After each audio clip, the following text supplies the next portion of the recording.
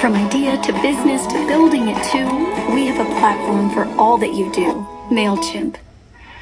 Yeah, they really don't like us talking about this, so warning you now. No, I know. We had a real fun day yesterday with Zoom being taken down 2 or 3 times.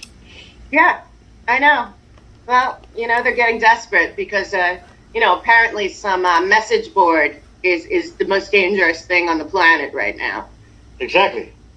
It's good, isn't it? It's crazy. I love it. And me too.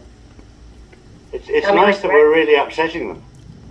I know. Well, we're really upsetting them because, like we'll talk about today, these are truths that we, the people, were never supposed to know.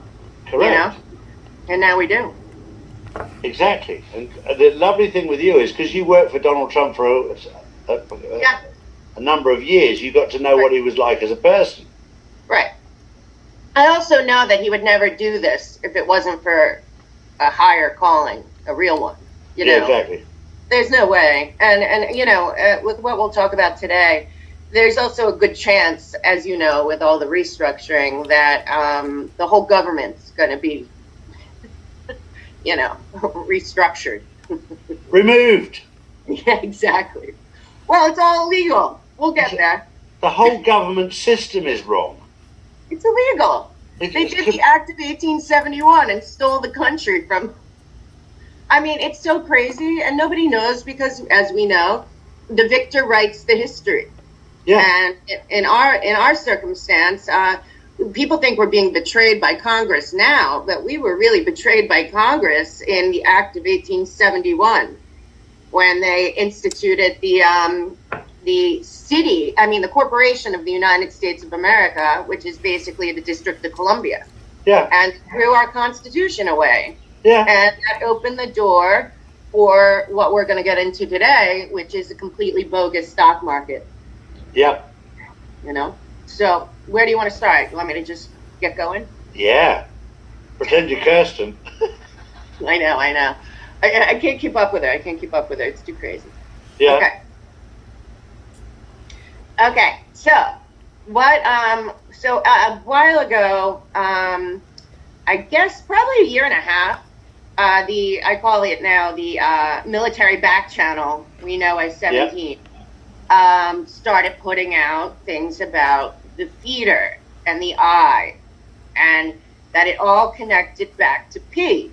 Yeah. And then there's a lot of stuff on the boards of people, is the P Pope, is the P this, is the P that. Then we were clarified to look at Payseur. Yeah. And nobody had ever heard of Payseur, And so from there, I started doing a lot of digging and what is this about? And I saw people arguing online about, what it was about. I can't really go on the board or the 8chan or anything, because it's just, I want to do my own research. That's why the whole war against the board is so stupid, because it's for everyone to make their own choices. So when people attack me or you or Anne or anyone, it's like, you don't know better than us. There's 10 people who probably know anything, and then one of them's Trump. Yeah.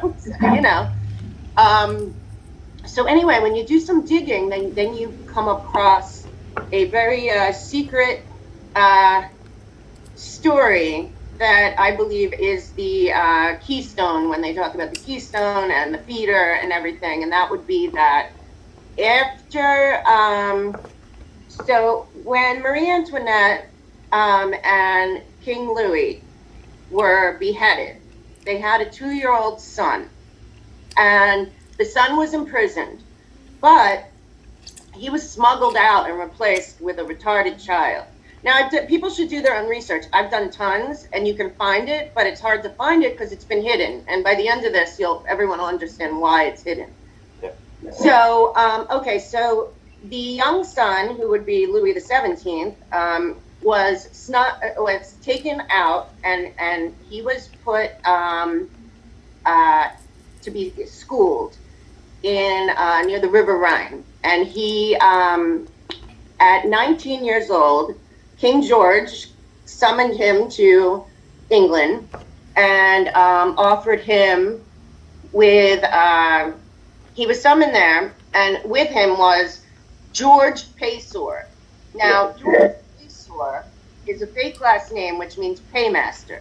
Yeah. George Paymaster Payseur escaped during the French Revolution, and he controlled the money for the royal monarchy of France. So he was kind of overseeing Prince Louis, now Daniel, and he was called to the king, and the king gave him, first he gave him a new name, Daniel Payseur, and George Payseur, Paymaster's last name was changed to Payseur, and he gave him 600 acres of North Carolina, a ship with enough staff to help him when he got there, and a piece of Virginia Company. Virginia Company was the original, George Washington was part of the Virginia Company. It was the original, before the 13 colonies and separation, that's what America was called, the Virginia Company, basically, sanctioned by the king. So the king sent him over at 19 years old to America, and he went to the Bodie family in North Carolina and settled there. Now, they are all bloodline families. So they all go back to the original bloodline families, and Payseur now, Daniel Payseur, was the heir apparent, obviously, of the French monarchy. But also, if you look at the 12 bloodlines, the one that's hidden at the top is actually the French monarchy, now the Payseur family. So the reason that people say, well, why would King George do that? Why would he? Well, the truth is because they weren't enemies. All the royal families are bloodline, and they're all connected, and he comes from the Moravian, I believe that's what they are. He comes from that bloodline. Said to be the most powerful and important bloodline in the 12 bloodline families that everyone can find on the CIA document that was released last year as well, of the blood families of the bloodlines. So their bloodline to them is really the bloodline of the serpent and Eve. Mm-hmm.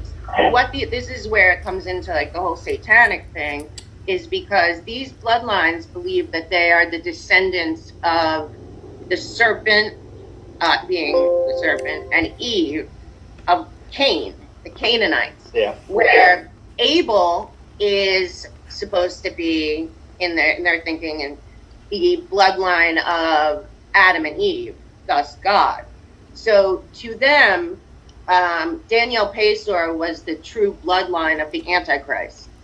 Okay. So that is why no matter what happens in this triangle that we find with the feeder eye at the top, the Rothschilds and Rockefellers will always be below the Payseur family, along with the Astors, the Beatties, the Collins, Lee, who else is in there? Onassis, Kennedy. You know, these are all the bloodlines. And so when he got to North Carolina, what he did first was he started building the railroads. Okay. So at the time we had no railroads, but because he really was trained and had the money, know-how, family background, and all of that, he started building the railroads. And also, when he built the railroads, he made it that they owned 100 miles north, south, east, and west of the railroad line. And at the time, in cahoots with Ben Franklin and some other people, they made it that only railroad companies could own electric companies. So now we're talking about, let me just pull up my thing real quick, because I want to make sure that we know what we're talking about. Okay, so the railroad that he built is the Charleston, Cincinnati, Chicago Railroad. So when he built the railroad, he also at the same time established both the Western Union and the AT&T. And we are talking about 1872.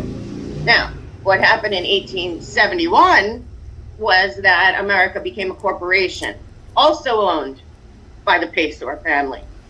but the 12 bloodlines, the 12 banks.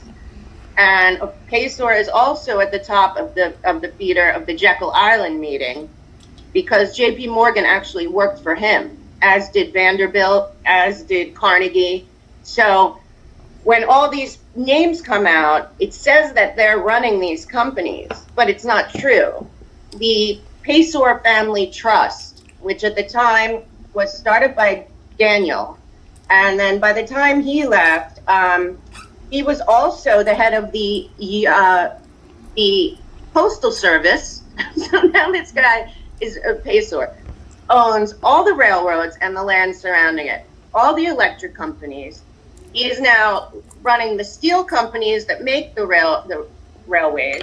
He now has also Lancaster Mills, which is the biggest cotton mill in the world at this point.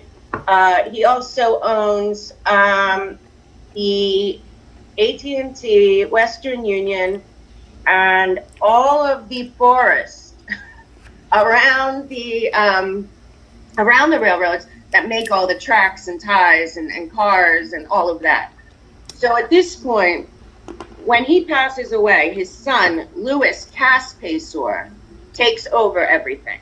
Now, again, in 1871, our Congress put in a second constitution and voided the original constitution. So at this point, they are getting to the place where they're going to enact the Fed. But Payseur is at the top of that, but he hasn't gotten there yet. So after the war, America was broke. So the bankers decided that they would not lend America money unless America changed into a corporation, and therefore they would be assured that they would be paid back.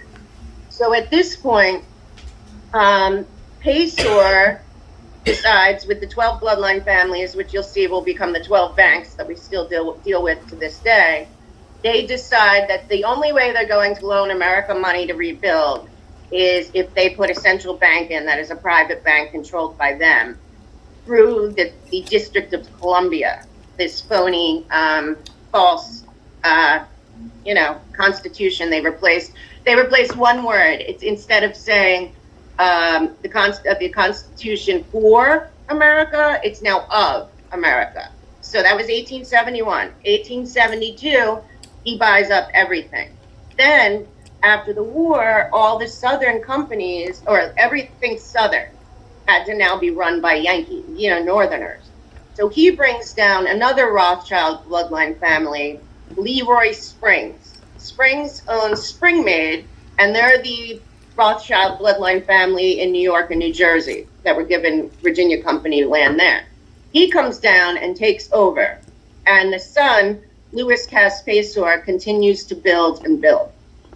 At this point, Payseur now basically owns the entire United States grid, railroads, and now he's into banks, because now he has the Fed.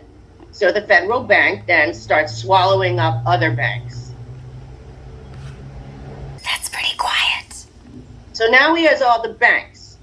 So then what happens is, when he passes away, it's divided up, his fortune, into three different companies, because he had three daughters. Well, at this point, the Payseurs are replaced by Leroy Springs, last name really Springsteen, goes in, and he goes and takes all the paperwork from all the courthouses and says he's going to update it and changes all the names and takes out Payseur and puts in Springs. So now Springs, but they're still the 12 banks, still being run by Payseur, but Payseur now had to remove his name because of the war. So now all the banks and everything are in the Rothschild family line and Rothschild banks. Now, the Rothschild Bank of London at this point is financing everything. So what's going forward is the companies, they start leasing out the railroads. And leasing out these companies.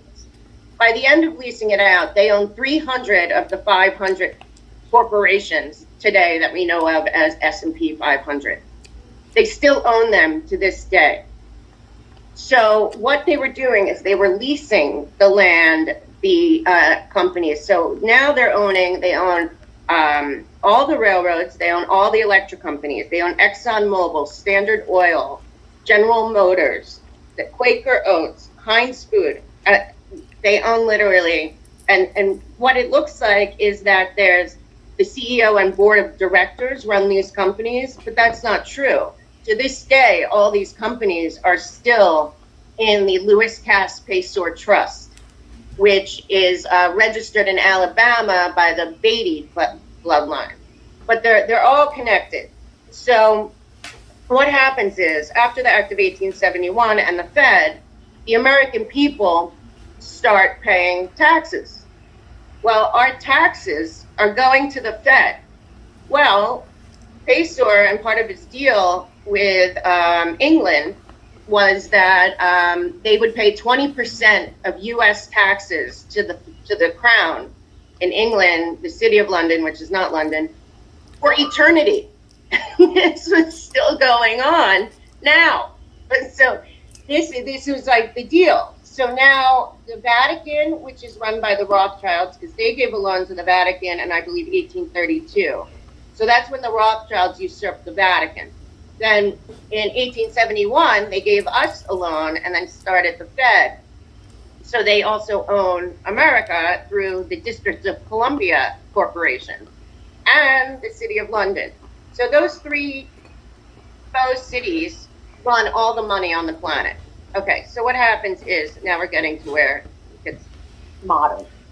Okay, so what happens is they have 99-year leases on all these railroad companies, all these companies. The 99-year leases, guess what? They expire when? 1993. When who's in office? George H.W. Bush, another bloodline family member who was running the InterFirst Bank in Houston, which then got sucked up by Nations Bank and became Bank of America, all owned by the Payseur bloodline families. So what happens now is that they change this over and put it into two different companies, Galt, G-A-L-A-L-T, and Seed and Company, C-E-D-E. Okay, so Galt Industries takes over the family business. And if you look on the website, which is hard to find, it comes and goes. It's basically, first, the Payseur family with their railroads started the original Secret Service. It was called the OSS, and it was for their, it was the police, military police for their railroad. Well, that turned into the CIA. So now the Payseurs basically fund the CIA, which still to this day, basically. So then they also, with Galt Industries, now they are into telecommunications, satellites. Our entire grid is basically under this one corporation trust. Then what happens is Seed and Company is part of the Fed. So all these people all feed into the Fed. But what happens is that the Fed has on the stock exchange, first of all, the Payseur family owns 99% of the stocks traded on the New York Stock Exchange. They also, same with NASDAQ, they own all our mortgages, they own all of our land, and even they trade on us through our social security numbers.